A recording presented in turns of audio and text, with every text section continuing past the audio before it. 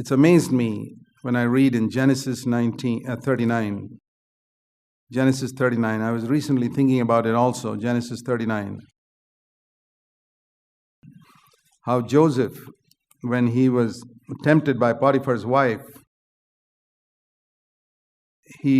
notice the answer he gave to Potiphar's wife when she said to him, Genesis 39, verse 7, lie with me. He refused. And he said in the last part of verse 9, how can I do this great evil and sin against God? Imagine a 19-year-old young man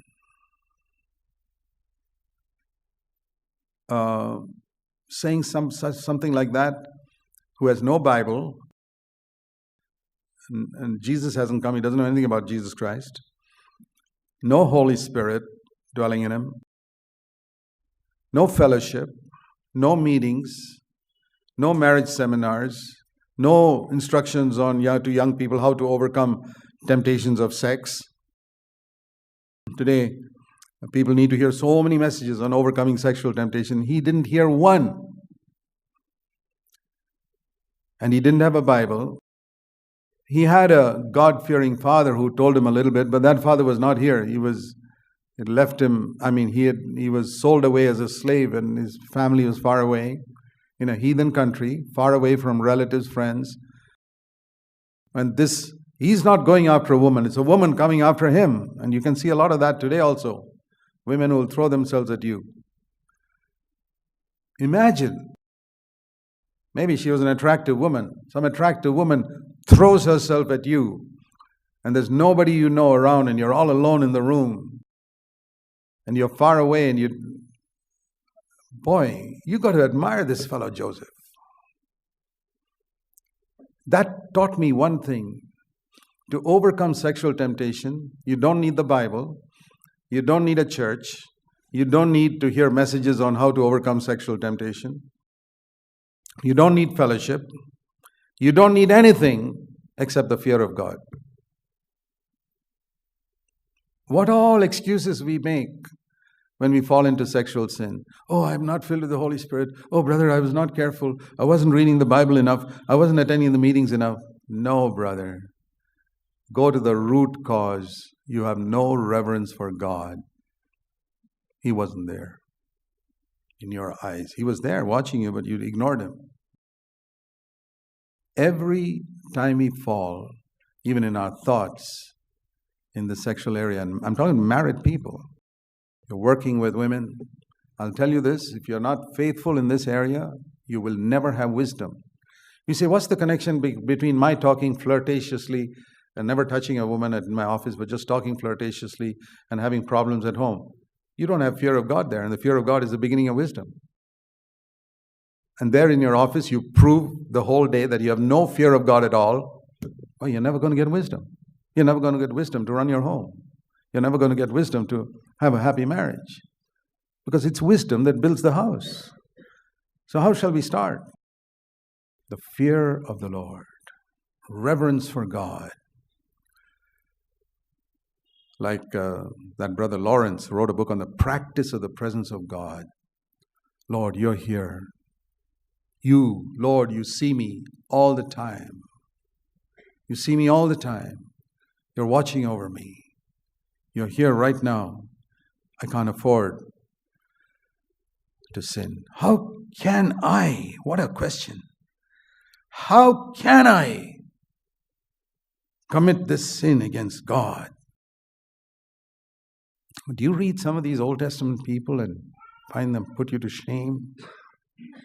Have you ever said such words in any situation in your life? Have you said these words of Joseph's? How can I commit this sin against God? Can you think of any situation where you were all alone and you could have easily sinned, maybe sexual area or any other area, and the only thing that held you back from sinning was, how can I sin against God? I will not lose my testimony, I will not lose anything, but how can I sin against God? And here, he had a lot to gain.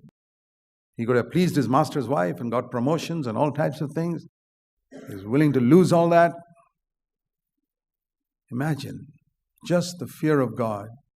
So there's one thing that Jacob taught Joseph, to fear God, and that's the thing that helped him. That's a great thing that we need to teach our children. Like it says in Psalm 34. By the way, this is a psalm written by David before he became king. It says that in the top, when he feigned madness. That means before he was 30 years old. Here's a 28-year-old young unmarried man, David.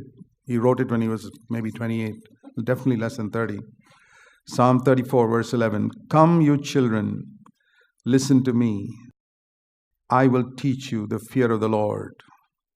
Who is the man who desires long life, that he may say good days? Keep your tongue from evil.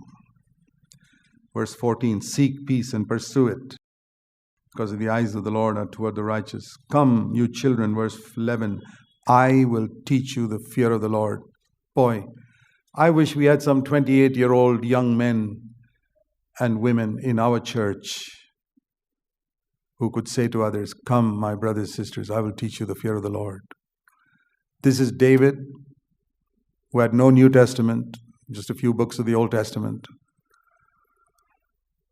No Holy Spirit dwelling within him. But he had learned the fear of the Lord. Of course, later on he backslid. It's usually what happens when people become rich. Have you noticed in your life, in the days when you were poor, struggling, you had more fear of God? Now you become rich with plenty of money, the fear of God gradually departs. I have seen it universally. It's a very sad thing that happened to David. That's why he completely lost the fear of the Lord. Later on, married 8 wives, and I don't know how many concubines he had, and sinned with Bathsheba and killed her husband and all that. But in the beginning, I've seen young people like this, God-fearing. As they grow up, they become backsliders. It need not be like that. In the New Testament, we can go from glory to glory to glory to glory. The path of the righteous to shine more and more until the perfect day.